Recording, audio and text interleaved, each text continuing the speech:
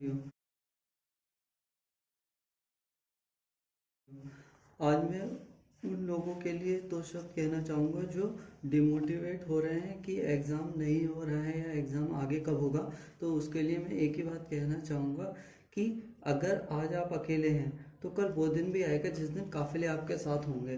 तो बिल्कुल हताश होने की कोई ज़रूरत नहीं है, अपनी तैयारी को मजबूत करते रहिए, क्योंकि अगर एक शेर है कि भीड़ साहस तो देती है लेकिन पहचान छीन लेती है।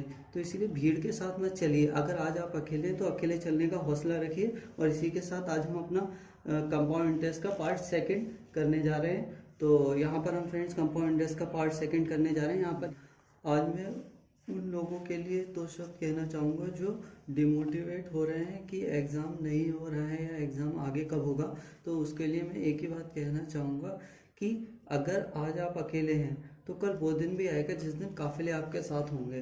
तो बिल्कुल हताश होने की कोई ज़रूरत नहीं है, अपनी तैयारी को मजबूत करते रहिए, क्योंकि अगर एक शेर है कि भीड़ साहस तो देती है लेकिन पहचान छीन लेती है।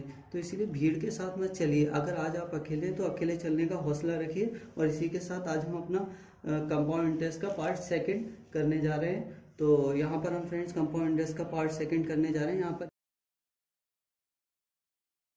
के डिस्क्रिप्शन में एक लिंक डाल देंगे, तो उससे आप फर्स्ट पार्ट देख लीजिएगा। और दूसरे पार्ट का ये पहला क्वेश्चन हम कर रहे हैं आज। मान लीजिए कोई हमारा एक क्वेश्चन है कि हमको यहाँ पर रेट दे रखी है 16 वोल्ट 2/3% की रेट दे रखी है इन्होंने। और हमको टाइम दे रखा है 2 ईयर्स का। हमसे ये पूछ रहे हैं 2 ईयर्स में ये अमाउंट कितना हो जाएगा। और हम चक्रवृद्धि ब्याज पूछ रहे हैं कितना हो जाएगा। और हमसे पूछ रहा है कि compound interest minus simple interest, इसकी वैल्यू भी हमको फाइंड करनी है फ्रेंड्स। और यहाँ पर प्रिंसिपल यानी कि आपका मूलधन दे रखा है 14,400 रुपये।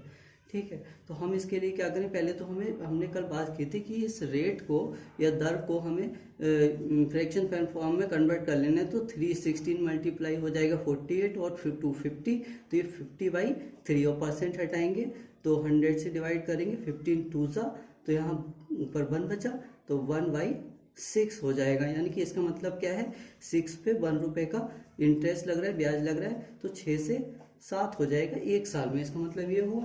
तो हमसे क्या पूछ रहे हैं, कंपाउंड इंटरेस्ट और सिंपल इंटरेस्ट का पूछ रहे 2 ईयर का। तो हम 2 ईयर के सेकेंड ईयर के लिए निकाल लें दूसरे साल में। तो 6 से 7 एक साल में, अगले साल कैसे हो जाएगा, 36 से 6 का स्क्वायर हो जाएगा और 7 का भी स्क्वायर हो जाएगा। नेक्स्ट ईयर के लिए 7 to 7 हमने कल बात की थी, तो 7 to 7 49 हो जाएगा सेकेंड ईयर में। ऐसी थर्ड ईयर में ये क्यूब तो बन जाता है, मल्टीपल होता है, तो 36 से 49 बन जाएगा फ्रेंड्स। तो 49 बन जाएगा यहाँ से। तो ये तो कंपाउंड इंटरेस्ट की बात हो गई। तो अगर हम यहाँ से सिंपल इंटरेस्ट, क्योंकि हमारा यहाँ पर ये वाला आपका प्रिंसिपल वैल्यू है मूलधन और ये मिश्रधन है यानी कि अमाउंट, तो मूलधन पे ही तो हमारा सिंपल इंटरेस्ट लगता है। तो 36 है और हमें पता है रेट कितनी है 1/6 एक साल के लिए। तो 2 साल के लिए 1/6 इंटू 2 यानी 2/6 हो जाएगी। तो 2 साल के लिए हमारा इंटरेस्ट देखें हम, तो 6 × 36 हो जाएगा और 6 × 12। यहाँ से तो ये 12 आ रहा है, ये तो हमारा सिंपल इंटरेस्ट आ रहा है। इसकी बात करें हम तो ये सिंपल इंटरेस्ट आ गया। यहाँ सिंपल इंटरेस्ट हमने कैसे निकाला है, यहाँ पर कि हमने कहा 36 हमारा प्रिंसिपल है, इसका 2/6 हो जाएगा 2 साल में, तो यानी कि 12 रुपीज़ हो जाएगा। और कंपाउंड इंटरेस्ट यहाँ से फ्रेंड निकाल लेते हैं हम, तो 36 और 4 आपका 40 और 9 और 4 13 रुपीज़ हो जाएगा कंपाउंड इंटरेस्ट, यानी कि 13 यूनिट हो जाएगा। तो 13 यूनिट कंपाउंड इंटरेस्ट और 12 यूनिट हो जाएगा आपका सिंपल इंटरेस्ट। तो अगर हम देखें CI माइनस SI, तो हमारा कितने यूनिट आया फ्रेंड, 13 यूनिट माइनस 12 यूनिट, तो आपका आ जाएगा 1 यूनिट। ठीक है, 1 यूनिट आ गया। तो अब हम ये पता है कि हमें इन्होंने प्रिंसिपल 14,400 दे रखा था। तो हम यहाँ से देखेंगे 14,400 ये जो प्रिंसिपल है, लेकिन हमारे अकॉर्डिंग ये कितने यूनिट बन रहा है, हम तो कह रहे हैं 36 यूनिट है प्रिंसिपल। ठीक है, तो 36 की वैल्यू इतनी है, तो हमारे हिसाब से 1 यूनिट की तो वैल्यू हमें चाहिए, जो 1 यूनिट की, तो 36 की इतनी है, तो 1 यूनिट की इंटू 1 हो जाएगी। तो 36 से अगर इसे डिवाइड करें, 12 3 सा 36 और 12 12 सा होता है और 00 और 3 4 सा 12, यानी कि कितनी आ जाएगी फ्रेंड्स, 400 रुपीज़ आ जाएगी हमारी CI और SI का डिफरेंस जो है। ठीक है, इतने रुपीज़ आ जाएगा। ऐसे अगर हम सेकंड क्वेश्चन करें तो हमें एक क्वेश्चन मान लीजिए कोई भी यहाँ पर गिवन है कि आर रेट हमको दे रखी है, इस बार जो दर है वो इन्होंने दे रखी है 14 होल 2/7% दे रखी है, 14 से ही 2/7, और टाइम दे रखा है अगेन 2 ईयर दे रखा है, और इन्होंने प्रिंसिपल मान लीजिए 8000 दे रखा है। ठीक है, तो यहाँ पर अगर हम इसे सॉल्व करें तो यहाँ से 14,798 और 200 हो जाएगा बाई 7, और परसेंट हटाएंगे 100 से डिवाइड, इससे ही तो 1/7 बनाना है इसे, यानी 7 पे 1 रुपीज़ का ब्याज मिला या इंटरेस्ट मिला, तो 7 से 8 हो जाएगा। नेक्स्ट ईयर अगर 2 साल में हम बात कर रहे हैं तो 49 से 8 64 हो जाएगा। तो यहाँ से हमको बाकी जो इसमें निकालना है, अच्छा हम इसमें कुछ भी निकाल सकते हैं।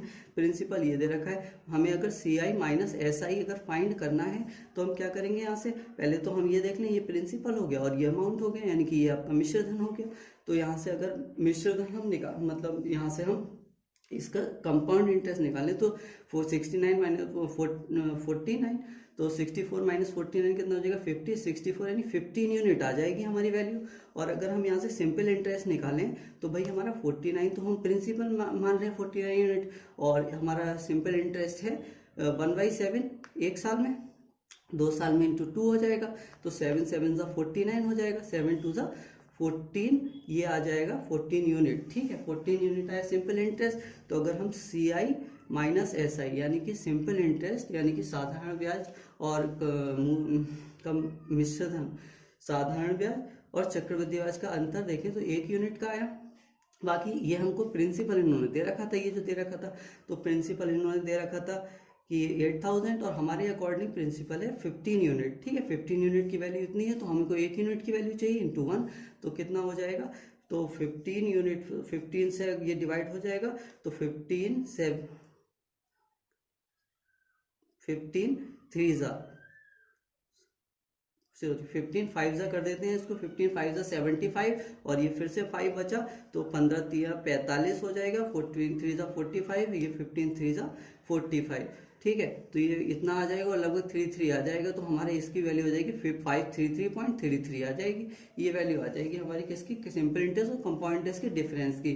ठीक है, और मान लीजिए अगर हमसे सिंपल इंटरेस्ट पूछ रहा होता तो एक यूनिट की वैल्यू हमारी 53.33 आ रही थी, और हमको अगर कंपाउंड इंटरेस्ट पूछा गया होता तो कंपाउंड इंटरेस्ट के लिए हम क्या करते, तो कंपाउंड इंटरेस्ट हमारा 15 यूनिट, तो इसकी 15 यूनिट से मल्टीप्लाई कर देते। मान लीजिए इसे हम 3 तक ही रहने देते हैं, तो 15 3 45, 5 4 बचा 45, और 4 19, और 4 बचा 45, और 4 आपका 45 4 से 49 बचा, 4 बचा, और 55 15 5 75, और 75 वहाँ से कितना हो जाता, 4 बचा था, 75 4 79, ये बचेगा हमारा 1 2 के बाद यहाँ से पॉइंट आ जाएगा, तो इतना हो जाएगा ये। तो हम यहाँ से किसी की वैल्यू निकाल सकते हैं। ठीक है, एक क्वेश्चन हम अभी और करते हैं जिसमें हमने यहाँ आपसे दे रखा है, मान लीजिए रेट दे रखा है 16 होल 2/3% दे रखा है इन्होंने। ठीक है फ्रेंड, और हमको टाइम दे रखा है यहाँ पर इस बार 3 ईयर्स। ठीक है, अच्छा यहाँ पर टाइम 3 ईयर्स दे रखा है, इसको हम थोड़ा एक और मेथड से भी कर सकते हैं। अब हम दूसरा भी मेथड यहाँ पर समझ लेते हैं।